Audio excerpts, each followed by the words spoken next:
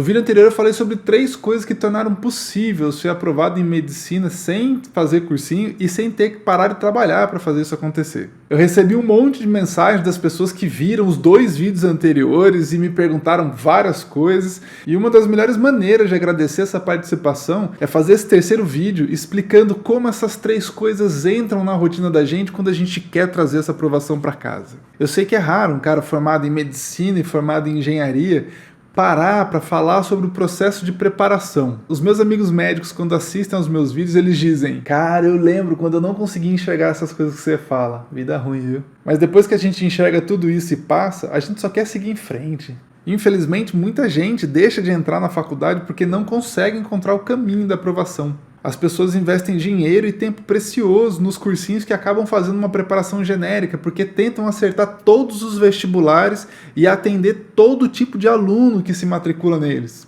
Depois de vários anos tentando da maneira errada, as pessoas saem do cursinho, não conseguem passar, e o pior de tudo é que elas saem de lá acreditando que elas é que não são capazes. O que ninguém explica para essa pessoa é que não tem nada de errado com ela. O erro foi escolher por tanto tempo um método que não funciona, justamente porque não olha para as dificuldades da pessoa em relação ao exame que ela quer prestar. E como a gente encontra as dificuldades que impedem a gente de passar? São 3 pontos que, quando eles são colocados na base da sua preparação, a sua aprovação se torna uma questão de tempo. A chave do negócio todo é alinhar esses 3 pontos sem que você gaste muito tempo e não consiga se preparar adequadamente. O Marcos era um cara esforçado que já estava estudando forte para entrar em medicina há alguns anos. Um dia ele me mandou uma mensagem: Kleber, eu nunca falei com você, mas eu queria contar a minha história.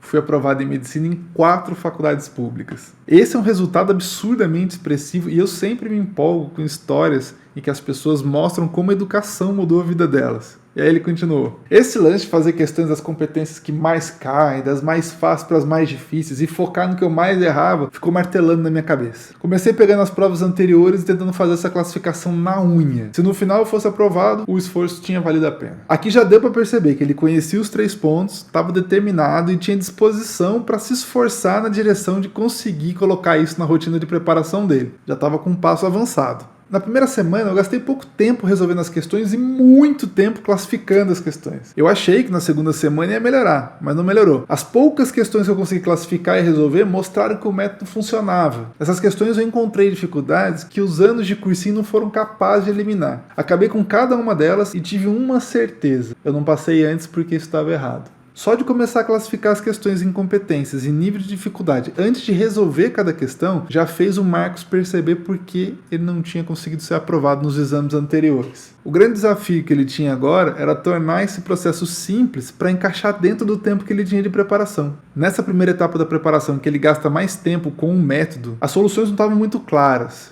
Mas ele já tinha tentado outros métodos de estudo sem sucesso, e o sonho de ser aprovado não deixava ele em paz. E isso fez ele ter vontade de pagar um esforço maior por um método que ele já tinha percebido que estava funcionando. Um dia o Marcos me ouviu falando em um dos meus vídeos sobre um sistema que eu criei, o Doodle. Esse sistema já tinha as questões classificadas por competência, todas as questões eram organizadas das mais fáceis para as mais difíceis, e ele tinha um algoritmo de inteligência que buscava, nas questões que você errava, que tipo de questão semelhante ele tinha que trazer para você fazer. A única preocupação que o Marcos teria era entrar no sistema e fazer as questões que o sistema propunha para ele todos os dias. Só isso. Ele não tinha que gastar mais tempo classificando questão, nem organizando por nível de dificuldade, nem procurando questões semelhantes. Era só fazer o que o sistema propunha para ele fazer. Quando ele errasse uma questão dentro dessa estrutura, o que ele tinha que fazer era ir atrás do que faltou para ele acertar aquela questão. Nos anos anteriores que ele fez cursinho, ele tinha como guia as aulas que os professores davam e um material genérico que tentava atender milhares de alunos com vários desejos diferentes de vestibular. Agora, finalmente, ele ia entrar num sistema que olhava única e exclusivamente para as dificuldades que ele tinha dentro do exame que ele queria prestar. Esse era o roteiro que faltava para ele ter a segurança de estudar sozinho. Era um roteiro personalizado. No tempo dele de cursinho, ele ganhou o vício de fazer um monte de questões por dia. Uma das primeiras coisas que o sistema fez foi reduzir essa quantidade de questões por dia. A princípio ele disse que não gostou, disse que com poucas questões não daria tempo dele ver tudo que ele tinha que ver até chegar ao Enem, não ia render. Por conta da quantidade de questões reduzida, bateu uma insegurança e ele teve vontade de desistir, mas acabou decidindo tentar usar o sistema por alguns dias. No terceiro dia, usando o sistema, ele sentiu que foi um dos dias mais produtivos de estudo que ele já teve em toda a preparação. Ele fez 10 questões.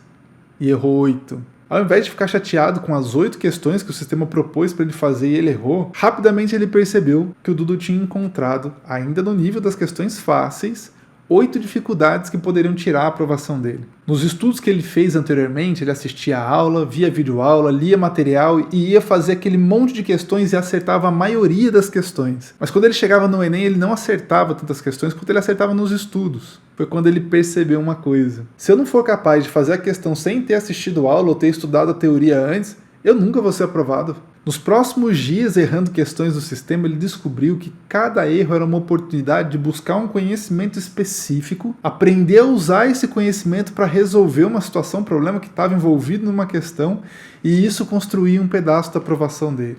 Com o tempo, ele aumentou a quantidade de questões que ele fazia por dia, começou a usar os materiais de maneira muito mais rápida para buscar esse conhecimento que faltava. E ele começou a notar que quanto mais ele evoluía, mais difíceis as questões do sistema ficavam. O processo inverteu para ele. Ele ia primeiro nas questões, descobria quais eram as dificuldades, buscava o conhecimento para lidar com essas dificuldades dentro de cada uma dessas questões. Ele percebeu que o que importava não era a quantidade de questões, mas a escolha personalizada das questões para ele fazer todos os dias, e o processo, o método de estudo que ele usava assim que ele errava uma questão.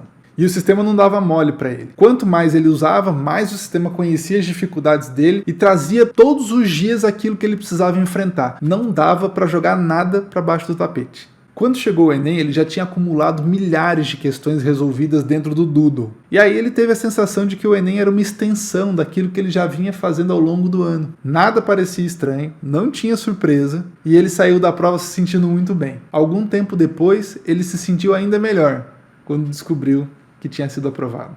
Construir a aprovação não é nada mais do que você encontrar uma maneira de enfrentar suas dificuldades todos os dias. No próximo vídeo eu vou explicar como é que você interage diariamente com o Doodle para encontrar tudo que você precisa para trazer sua aprovação para casa. Nem sempre tem turma aberta no Doodle, mas eu vou falar da próxima turma que nós vamos abrir. Essa turma vai ficar disponível para assinatura por alguns dias e eu vou mandar um e-mail para o pessoal da minha lista, avisando que a turma está aberta. Se você quiser entrar na minha lista, tem um link aqui em algum lugar, você clica, vai lá, coloca seu e-mail que eu aviso você. E se tiver alguma dúvida, é só deixar aqui no comentário que eu vou ler todos. Vamos trazer essa aprovação para casa.